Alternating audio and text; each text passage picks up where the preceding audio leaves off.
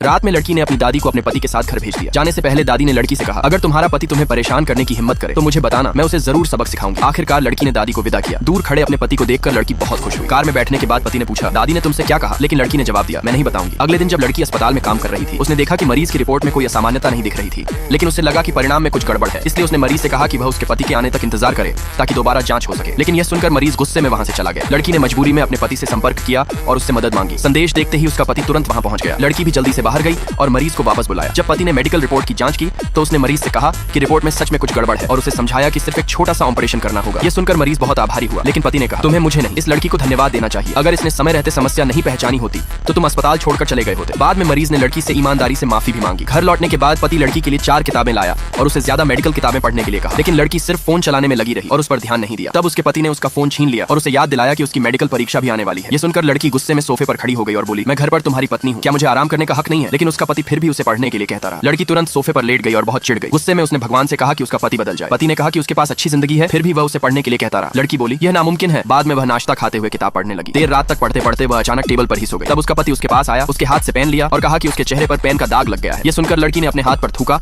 और दाग को पोंछ लिया। ये देखकर उसके पति को बहुत घिन आई। लड़की मुस्कुराकर बोली, तुम मुझसे घिन करते हो? फिर उसने फिर से थूका और अपनी उंगली पति की ओर बढ़ाई। ये देखकर पति डर गया और तुरंत कमरे में भाग गया। लड़की मुस्कुराई और बोली, आगे से मुझे पढ़ने के लिए मजबूर मत करना।